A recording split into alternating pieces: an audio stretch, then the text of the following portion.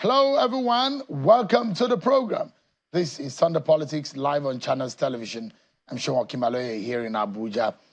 Well, there's a whole lot that is happening ahead of the Edo and Ondo governorship elections. So, the Independent National Electoral Commission, INEC, a few days ago released the final list of candidates for the Ondo State governorship poll, and the agency has also fixed the 19th of June as the date for the commencement of the public campaign for the election, scheduled to take place on November 16, 2024.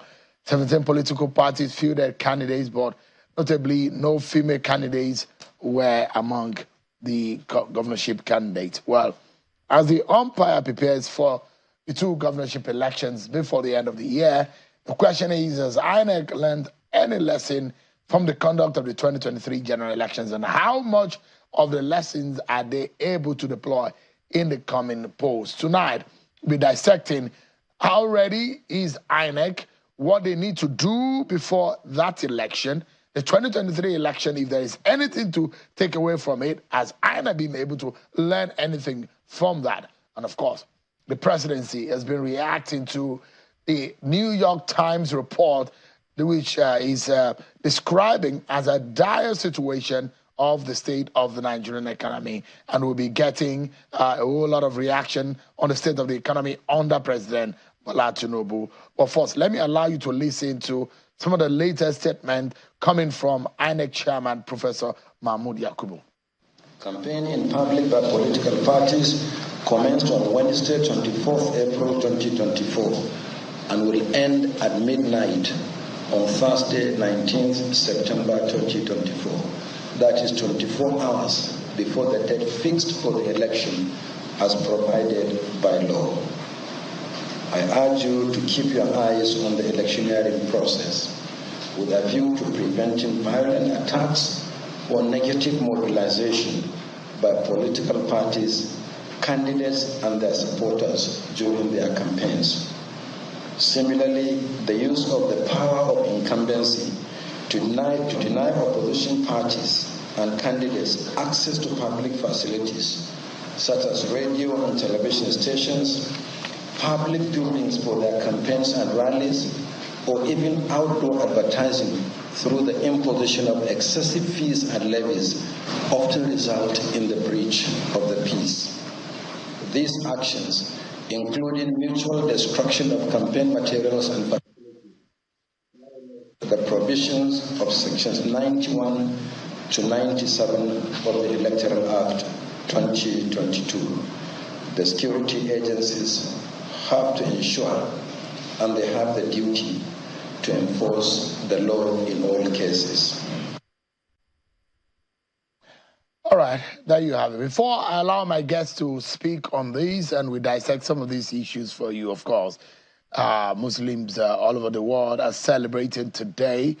And I dare say, Eid Mubarak to everyone, wherever you may be watching. It's public holiday Monday and Tuesday, but the president, Bola Tinubu, said that he will be celebrating in Lagos, and he's been there and observed the prayers there at the Dodan Barracks in Lagos. Let me allow you to listen to President Bola Tinubu's message. Follow the path of sacrifice. Sacrifice being a very good citizen. It comes with responsibilities as citizens. What do you do as a citizen to be a very committed member of our society? That's sacrifice. Loving your country, loving your neighbors, share what we have with each other, and be thankful to Almighty God. And that's President Bola Tinubu there. Let's talk about the Edo and Ondo governorship election. I'm being joined by the executive director of Yaga Africa, a lawyer and election expert, Samson Itodo. Thank you so much, Samson, for joining us today. Thanks for having me, and Eid Mubarak to Nigerians and all those who are celebrating. Right. Do you think INEC is ready for the Edo and Ondo governorship elections? Well, to a large extent, we see preparatory activities conducted by INEC in the build-up to the election. So if you look at the timetable released by INEC, INEC has actually started implementing some of those activities. The most recent, which is the publication, of the list of final candidates, including the publication of the preliminary list of registered voters for claims and objections. And we hope that voters who registered during the CVR will seize this opportunity, to peruse the register and then also identify where there are errors and also identify cases where ineligible persons have been registered during the CVR exercise. Because the job and the task of maintaining a clean, updated, accurate, and credible voters register is a shared responsibility. So INEC has performed its own responsibility based on the provisions of the Electoral Act to publish the voters register, the preliminary voters register, for claims and objections. And we hope that people participated in this exercise. So to a large extent, we see a lot of these activities, but there are some issues that will feature as we build towards the next 2 to 3 months for the elections. INEC has also called voters who are willing to participate in those 2 elections to go and register and collect their permanent voter card. How did you see that exercise go? Because the kind of sensitization that a lot of people would think that will happen, I'm not sure that really happened. I think on a positive side, let's take Edo, for instance. Prior to the commencement of the CVR, the state headquarters was flooded, and some of the IVED, that's the machines used for voter registration, in this case a BVAS, but it now operates as a voter register device, were damaged as a result of the flood. But I think the INEC demonstrated resilience by not suspending the CVR in those affected areas. They still mopped up CVR and deployed CVR BVAS from other locations. So the fact that the exercise went on as planned, and then INEC also extended because of the number of people who showed up, really shows some level of resilience on the part of voters. There were also other technological platforms that INEC made available through SMS for people to locate where they register. So I think on the positive side, INEC appeared sufficiently prepared for that exercise. But if you look at, things like voter education and where people are aware, of this exercise to somewhere, but the level of voter education for those 2 activities wasn't as high as we would have expected. The level of awareness and voter mobilization for the claims and objections, right, were also not as expected because we wanted to see robust voter mobilization. But, voter mobilization is a shared responsibility. Political parties ought to have also seized this opportunity to mobilize their supporters, mobilize voters to go and check the voters register, just to ensure that ineligible persons are not on the register, or even use the PVC collection process, the opportunity that was provided. So in terms of voter education, we actually rate this entire process very, very poor. There were a few logistical issues, but on the whole, I'd largely say the voter registration, the CVR in those 2 states, were largely successful. The biggest issue is whether those people who registered, about 269,000 in the preliminary list of registered voters, because INEC would clean up, but we have over 200,000 people. The big question is whether those 200,000, will have their PVCs ready and collected before the elections in those 2 states. Because as you know, in the 2023 elections, there were people who registered who couldn't collect their PVCs, and so they could not vote. And that's an infringement on the rights of those people. And so these are some of the issues, because it's not enough to have a registration process if the voters cannot collect their permanent voters card and vote, since we haven't changed our law to review the voter authentication regime, because we've been advocating that, quite frankly, we don't need the PVCs anymore for elections. I don't understand why we are using the PVCs for elections.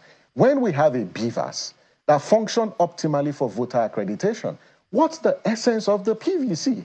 If your details are already on the BVAS, you can show up with any form of official identification and then cast your vote. This whole point where we exclude people, we infringe on their voting right, we disenfranchise them on the basis of not securing a PVC, not because of their own doing, but because there are some logistical issues on the part of the Electoral Commission, so these people don't cast their vote. No, so we need to change that, and that's part of the reform agenda. Yeah. That we should do away with it. It's an INEC guideline major principle. No, but it's beyond the guideline. It's a provision in the law under Section 47. Yeah. No, around voter accreditation. Yeah. That you show up with your voters card. In fact, in the Electoral Act, it clearly makes provisions for permanent voters card. So we need to update our law because law is dynamic and society has really changed. We don't need the PVCs And we saw what anymore. happened in South Africa. Yes, exactly. Almost seamlessly, transmission of results. I mean, I was going to come there. In the transmission of results, we saw how seamless, how the system can be Sean, before we go to transmission of results, let's look at who has the right to vote, who can vote, and who makes that decision. Yeah, I mean, it is important that we recognize the right to vote.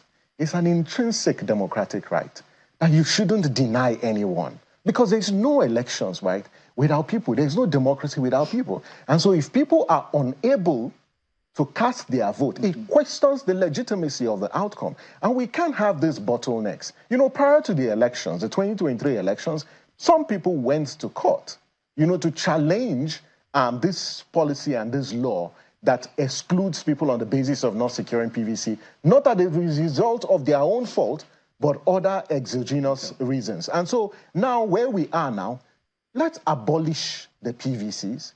Let's ask voters, as long as you have a valid means of identification. In this case, it could be driver's license, it could be international passport, but our national identity card, once you have it, and your name is on the register as displayed, you know, either before the elections or in the BVAS, you should be allowed to cast your vote. Or we should have an electronic voter's card, where if your name is already on the register and you don't have your PVC, technology has made this easier. You can go to INEC website and download an e-version of your permanent voter or of your voter's card and go cast your vote. In South Africa, right?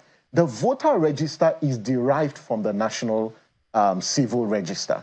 Unlike our own climb, where you have multiple agencies with different databases, even though the government is trying to harmonize. But in South Africa, the voter register is derived from what? From the National Civil Registry, which is what Nigeria should actually adopt. And good a thing that NIMSI is doing its bits in trying to aggregate citizens' data, as well as the National Population Commission. When we have our national identity database, it becomes easier, right, for voters, you know, to be able to access and enforce their right to vote. Yeah, interesting. And you look at, I mean, and this is one thing that I like to also mention because to a large extent, voter education has been left to INEC. INEC seems to be doing its best. Because the law says so. Yeah. No, but again, the political parties have also forgotten the fact that they have roles. And in fact, political parties are supposed to have voter education units where they help members of their party and the public in educating them on voter rights and election issues. But unfortunately, not all the political parties are serious in dealing with those kind of tasks. Another leg to it is the issue of the 269,000 people that have registered and the new registrants in Edo and Ondo. You look at it, 67% of those new registrants are between the age of 18 and 34. Yeah. Now, it's interesting again that young people have shown that they have the numbers in determining where the direction of leadership choice is in this country. But what really happens at the end of the day is that do they really come out? They have the numbers, but do they use it? That's a big question. If between 18 and 34 years make up 67% of the new 269,000 registered in Edo, Ondo. What do you see panning out? I think the role of the young person. The greatest disappointment, for our electoral process is the fact that young people have not made their numbers count in the last couple of elections. That whilst the voter register is dominated and populated by young people, and before the elections, 34%, and it could actually go higher. It's supposed to be more than 34% of registered voters between the age of 18 and 34, because the actual age band for young people is 18 and 35. And so if you increase it to 35, the figure should go over 50% of those on the voters register, are largely young people. But the turnout of young people for elections have been abysmally poor. Prior to 2023, the turnout for 2019 elections for young people was somewhere around 30-something%. This time, even though 27% showed up for the last presidential elections, but majority of those voters are actually young people. But just think about it, that there are reasons why young people are probably not showing up, even though they are being mobilized to register to vote. And this is where issues like intervening factors like voter suppression, it limits, young people's right to vote. Because when, thugs are deployed by politicians to restrict citizens from casting their votes, young people and women, are disproportionately affected. So you look at the register for Edo and Ondo, 46% of them are men. There were more women who registered in those two states combined, because about 52% of those who registered in those two states are women. Now, these women are eager to cast their vote.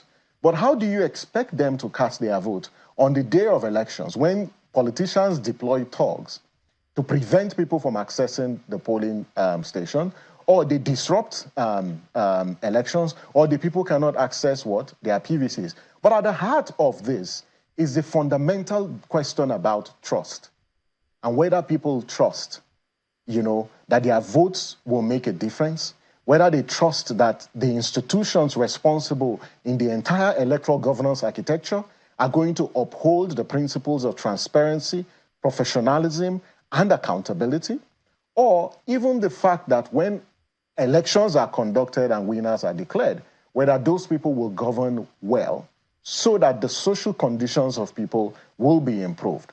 And when you think about this lack of trust, it actually cuts across, because if at the end of the day people suffer, they go through all this stress, to cast their vote, and leaders emerge, and the best they can do is not use political power to put food on people's table, to secure people, to ensure that the environment is clean, is safe, and is healthy, then they don't see any connection between the exercise of that right to vote and also their livelihood.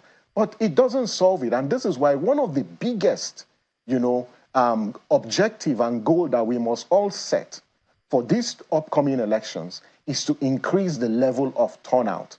And the only way we can do that, beyond the mobilization effort, it begins by instilling and inspiring people to trust the process. I tell you, Sheon, if people trust that they will show up at the polling units at 8 a.m. on the 21st of September in Edo, and that INEC officials will be there waiting for them, and that the result sheets will not be pre-filled, and that the beavers will function optimally, and there will be no violence, and that after voting is concluded, results are recorded on the result sheets, they are posted at the polling units for all to see, and that security agencies, will arrest anyone who is seen buying votes at the polling units.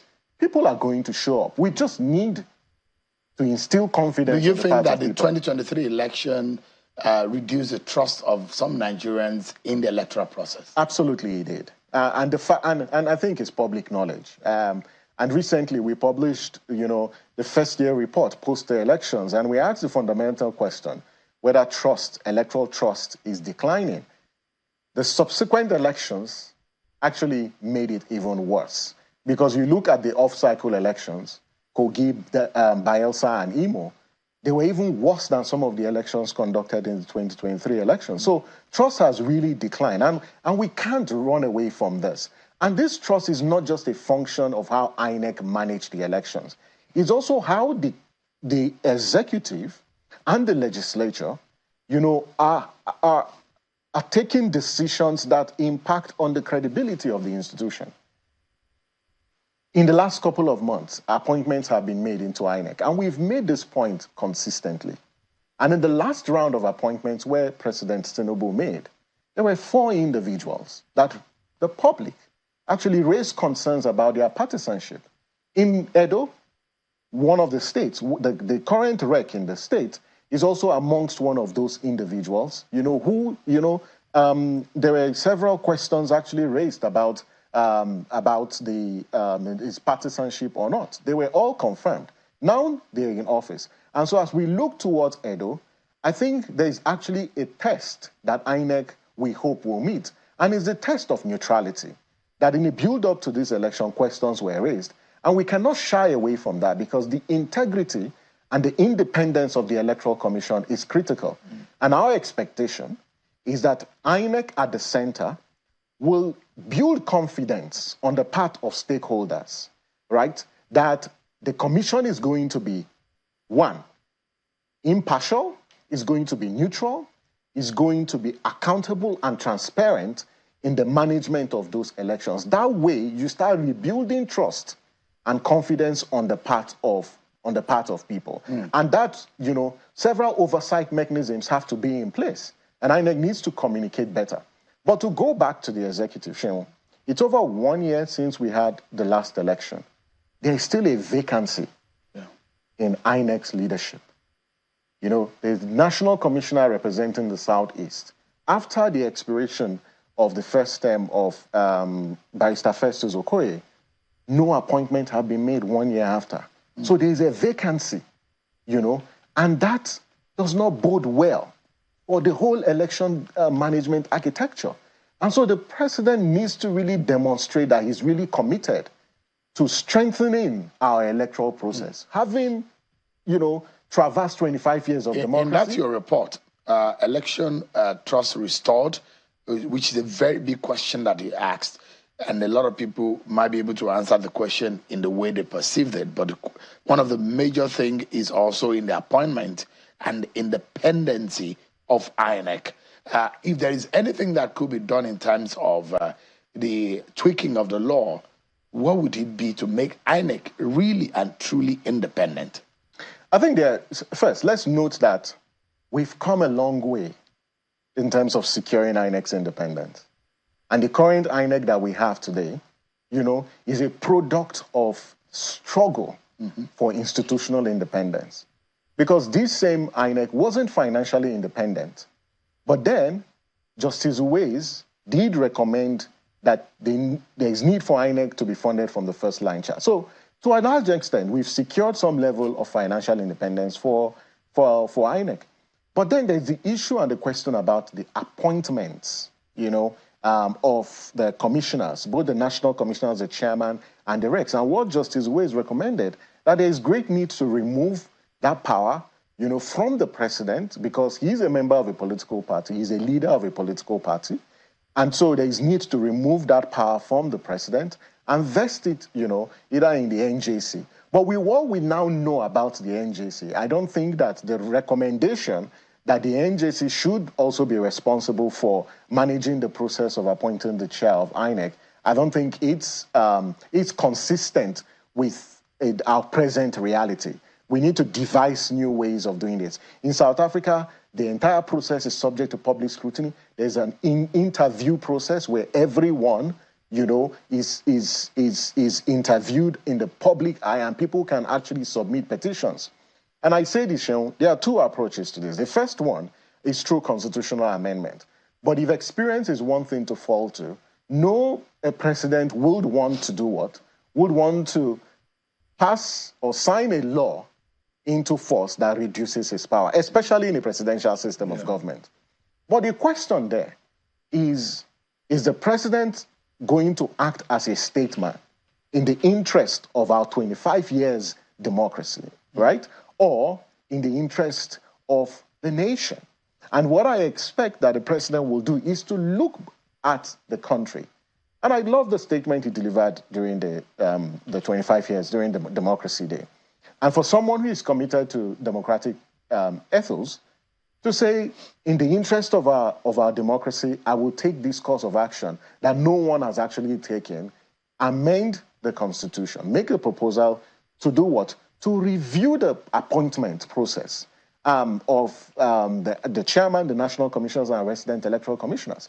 That's one approach. The second approach is if the president decides not to support any amendment that seeks to remove his power, just as a confidence-building measure, what the president can do is to subject his appointments to public scrutiny. So before he sends any nomination to the Senate or the National Assembly for confirmation, he should publish the names, right? Mm-hmm. He can publish his proposed names and ask the public if anyone has any petition or any question about the integrity and the non-partisanship of these people, please submit those objections, right? And when people submit objections, scrutinize them, constitute a small team that looks at this, scrutinize them, update the public and say, based on these public objections that we've received, this is our findings. Mm-hmm. And if you find any proposed nominee wanting,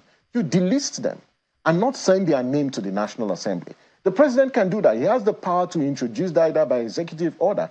It's not a constitutional process, but he's taking that action to inspire confidence on the part of people. And that will be a deviation from the convention where he simply sends the names to the National Assembly, and then at the National Assembly, the committees invite petitions, and then the National Assembly considers those. Yeah, as we wrap up now, what are your biggest fears ahead of the Edo and Ondo governorship election? Do you think INEC has taken enough lesson from the outcome of the 2023 election and some of the review, some of you have done on that election?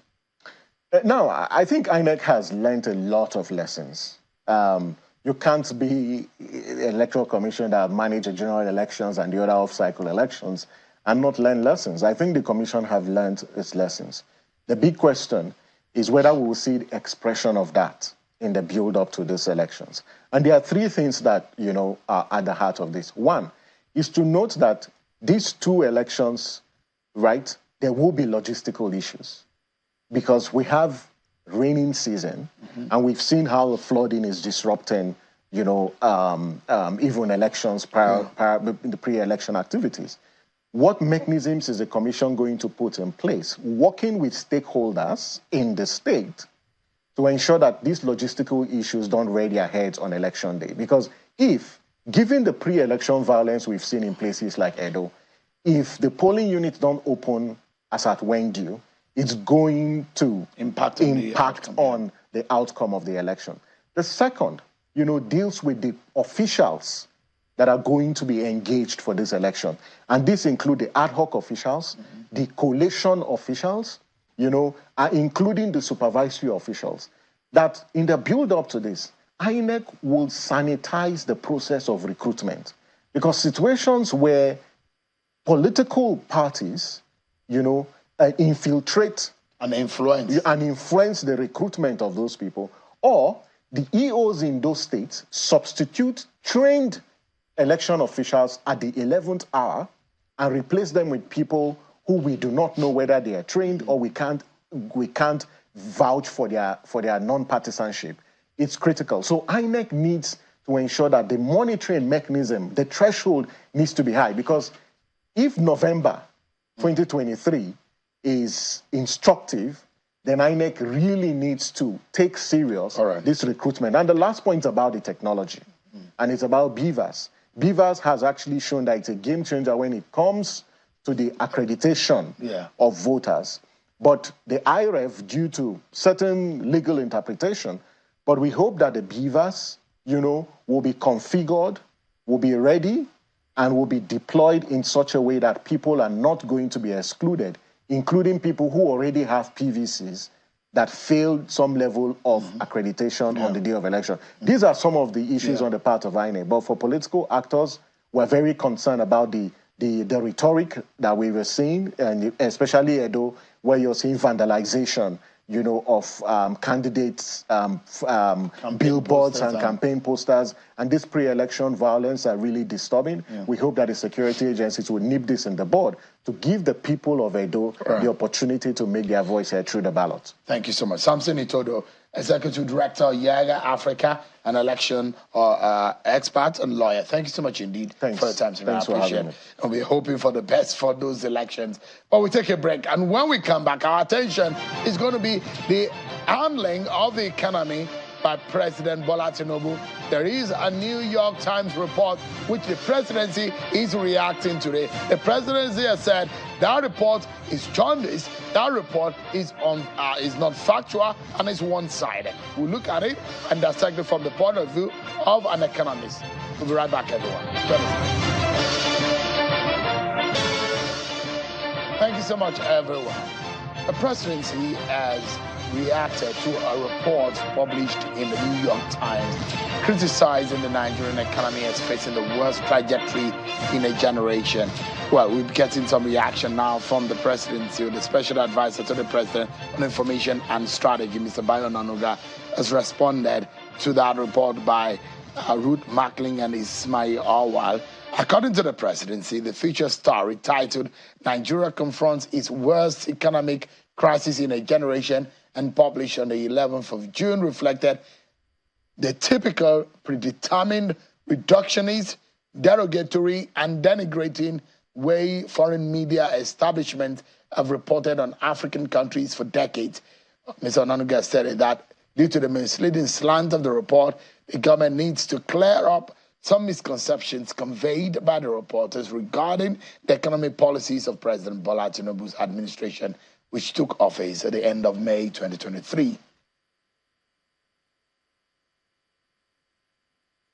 Let's get some reactions now, and let's ask Mr. Paul Alaje, who is an economist and the chief economist at the SPM Professionals. He joins us live from our Lagos studio. Thank you so much, Mr. Alaje, for joining us tonight. Thank you so much for having me. Thank you so much indeed. Let me, first and foremost, I don't know if you have been able to read that New York Times story. What do you make of the story which made the front page like we displayed earlier? And does it describe the Nigerian economic situation? Well, I've read the report, and I think that what the report did was to put the two policies of government enacted May 29th and 15th of June, which of course is subsidy removal and flotation of Naira respectively. So the report seems to have looked at all of those and now had some persistent observation method of collecting data or collecting information from Nigeria. They cited some very huge economic challenges that individuals in Nigeria, whether the sample is enough, well, it's another conversation entirely. From one Dr. Garba to someone in Ibadan, to another person in Kano.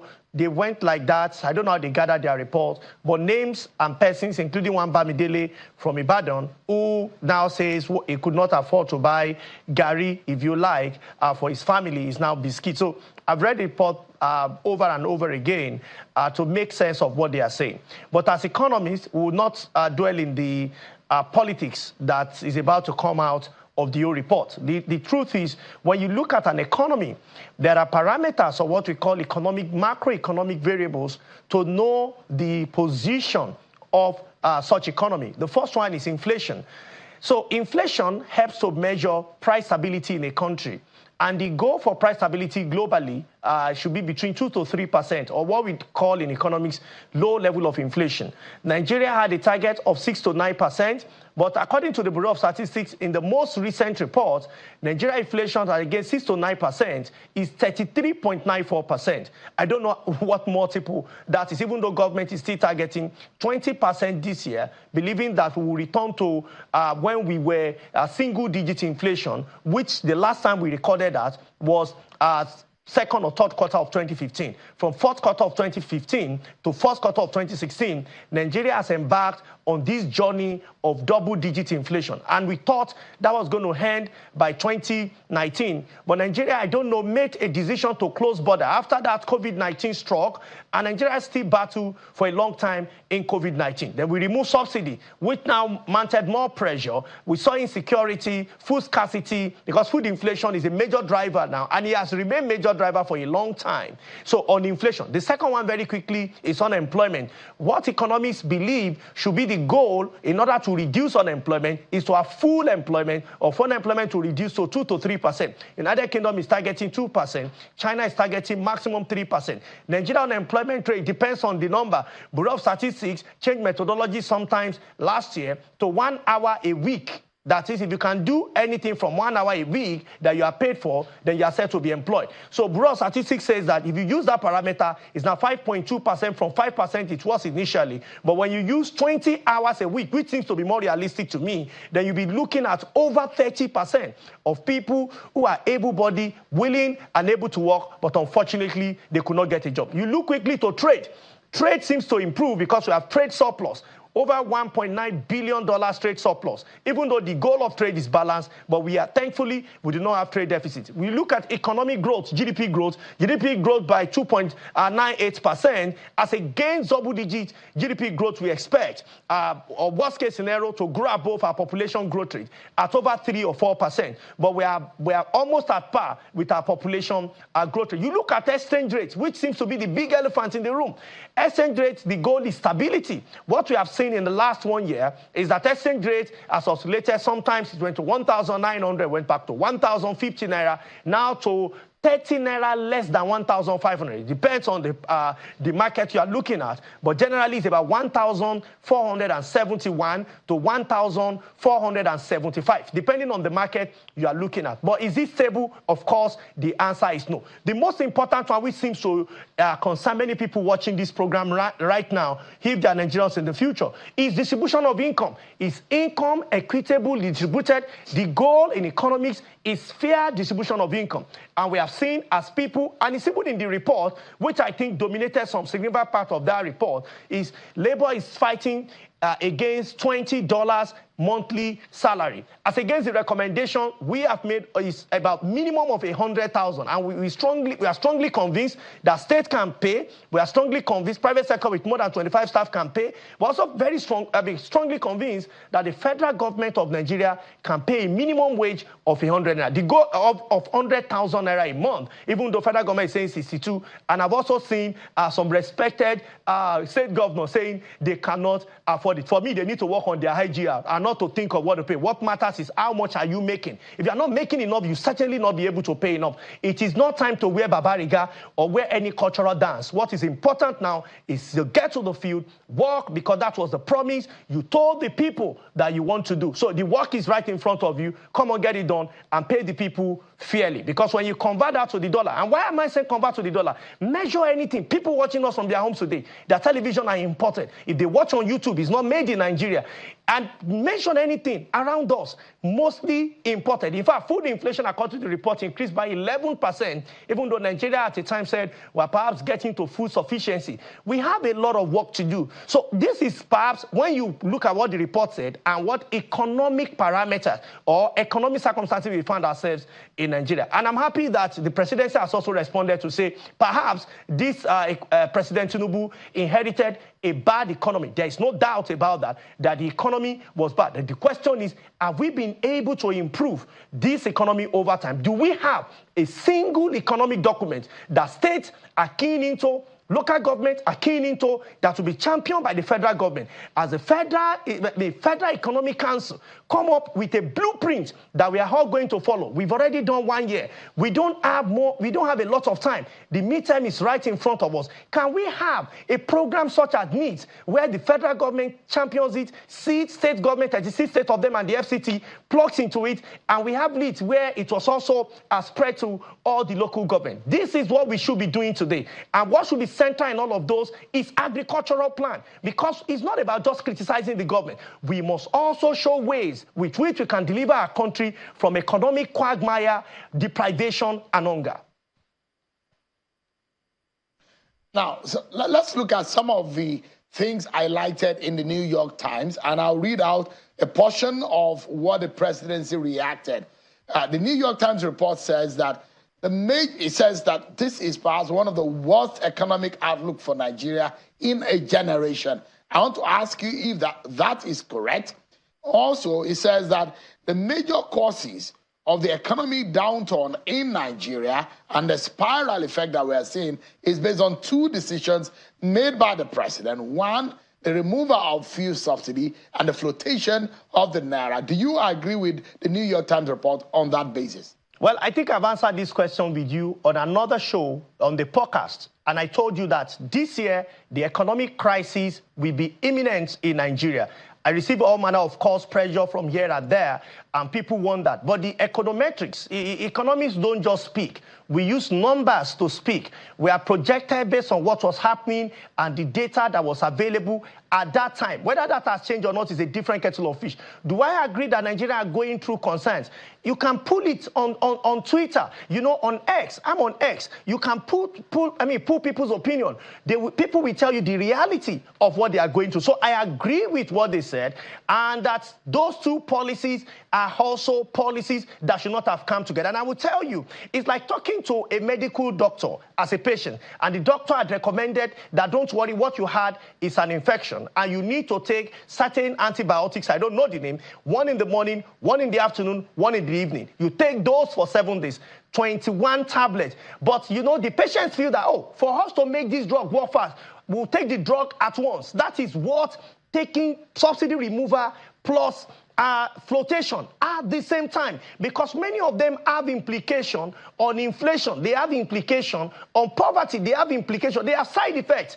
These are economic recommendations that have side effects, and when we recommend the two, we don't do them at the same time. Of course, government has gone back into finding a way around ensuring that even though we might say subsidy is no more there, but evidence also available shows that we might be technically still subsidizing, even at high rate, because when we look at what we should be paying today, given the exchange rate, it's certainly we need to go beyond what we are doing today. So the real problem here is how do we have stability around the exchange rate? Two, like I warned before the president was sworn in, that whosoever, even before the election, that whosoever wins 2023 election must ensure that refinery works locally. If not, whatever happens to exchange rate, we keep sending signal, we keep having influence on whatever price of PMS will be. And I'm not sure we've been able to solve that. Thankfully, we have heard Aliko Dangote said maybe some of the marketers will be able to get some fuel from his refinery, and that would be a big good news, but it does not mean price will reduce overnight or price will suddenly reduce. We wait and see if that will happen. I've heard about Port Harcourt refinery over and over. It's coming on board. It's not coming on board. We have heard reports over and over, you know, 5, 6, 7, 8, 9 years. We have heard it was going to come last year, December. We have even seen our presidency mention it. Not just this government, even previous government have said it was going to come and we'll start having some output. But as I talk to you today, in June 2024, I've still not seen a liter coming out of that refinery from Port Harcourt. So let me quickly let our viewers know what the presidency said on that New York Times, because one thing that is predominant there, a lot of the times, the foreign media may have a very wrong idea or notion or perception of the Nigerian situation, and reporting it might be a big issue in terms of missing a few gaps here and there. And a lot of issues are drawn in the report which caught the attention of the Nigerian government. And this is how the presidency, Mr. Bayo Onanuga, the special advisor to the president on public affairs, this is how he responded.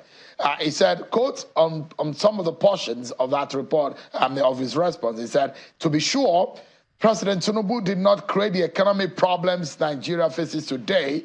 He inherited them. As a respected economist in our country once put it, Tinubu inherited a dead economy. The economy was bleeding and needed quick surgery to avoid being plunged into the abyss, as happened in Zimbabwe and Venezuela. This was the background to the policy direction taken by the government. In May/June 2023, the abrogation of the fuel subsidy regime and the unification of the multiple exchange rate Presidency went further to say Nigeria is not the only country in the world facing a rising cost of living crisis. The USA too is contending with a similar crisis, with families finding it hard to make ends meet. U.S. Treasury Secretary Janet Yellen raised this concern recently. Europe is similarly in the throes of the cost of living crisis. As those countries are trying to confront the problem, the Tinubu administration is also working hard to overturn the economic problems in Nigeria. What do you make of that response from Mr. Bayo Onanuga? Well, Dr. first of all, I must say I read the report from New York Times, but some of the organizations that advised the president to embark on subsidy removal and also flotation are some notable international organization. And I'm not surprised that sometimes international organizations give you from the right and take from the right. And that is why nobody will love you more than your own. We have continued to turn out several information to provide guidance to government regarding how people's livelihood will be better. I have read Mr. Onanuga's rejoinder over and over again too, and I note that he has mentioned that this economic crisis was not created by President Tinubu, which is to some extent very correct. But President Tinubu has a responsibility to lift Nigeria out of poverty, to remove the people from economic quagmire,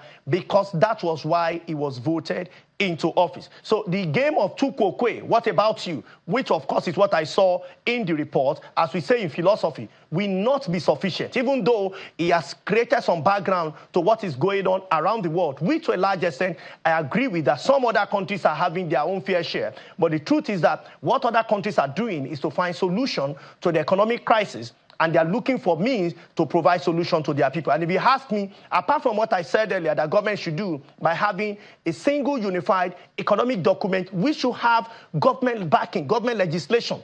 The National Assembly must pass into law for other state government to buy into such idea. What does that mean? To not just come from the federal government idea, it will have involvement of all critical stakeholders, including state government, local government, federal government. It will have buy-in of all major players in the economy, private sector.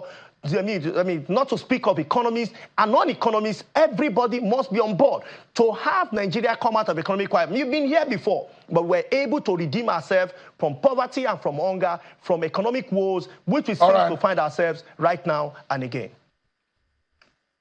Yeah, let's take a breather. And when we come back, the question is not whether the international community sees our economy in one direction or a particular perspective, or whether they feel that the economy is not well handled. The question is, what do we as Nigerians feel about the handling of the economy by the Nigerian President Bola Tinubu, and possibly what are the solutions, or the way forward? That's how we tackle the conversation when we come back from this break, everyone. Join us again. Thank you so much, everyone. Our concluding moment now with Dr. Paul Alaje, and our conversation has been the handling of the economy by President Bola Tinubu. It's gotten the attention of international media. They do not think that things are going well, but who cares about what the international media is reporting as much as the Nigerian people and perhaps the Nigerian media are reporting or sees it, because it affects us. If we see it the way it is, then we can be able to take action and find a solution. Dr. Paul Alaje, give us an idea.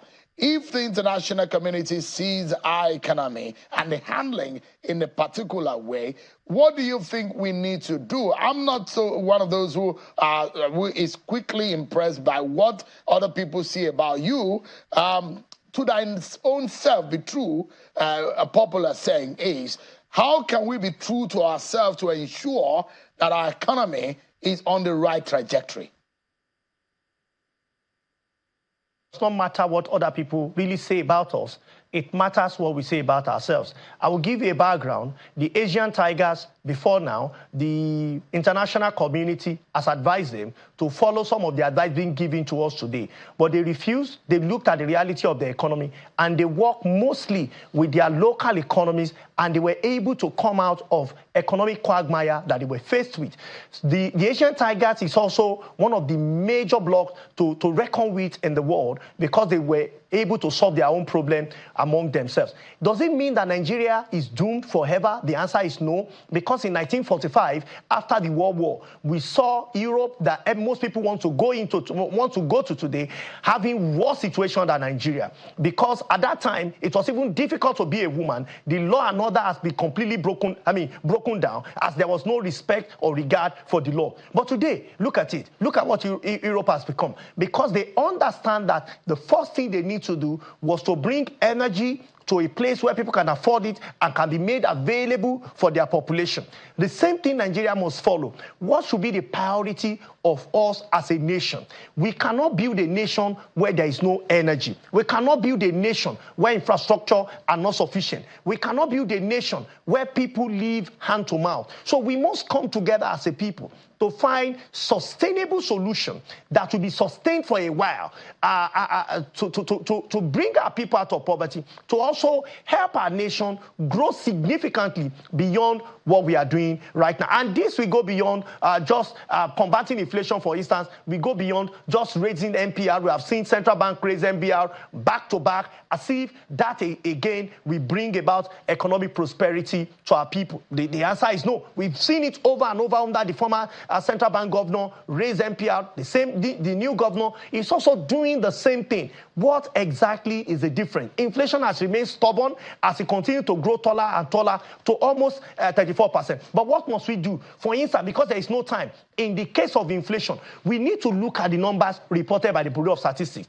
That what is the real issue here? The real issue is food inflation, among other things. How do we embark on an agricultural plan that will spread across all local government? And government must first, because something must come first. Local government must become independent and not appendages of their governors, such that it will be a target for local government and states, because that is where we farm in the real sense of it. So when we do that, we can look at some of the things that we import or some of the things that are scarce, that are making making inflation number to increase. Another thing government must do is to now provide security in farm ops. That is, if government can look for thousands of hectares of land and mark them, provide security, and ensure that we have people who are largely unemployed, or those who are underemployed, or those who are serving the nation in the name of corps members, so that they can have maximum output, whatever may be the goal of government regarding the area that we need to produce. Dr. Paul Alaje, an economist and a chief economist as a SPM professionals. Thank you so much for those insights that you've shared with us tonight. Thank you so much. Thank you so much indeed for your time.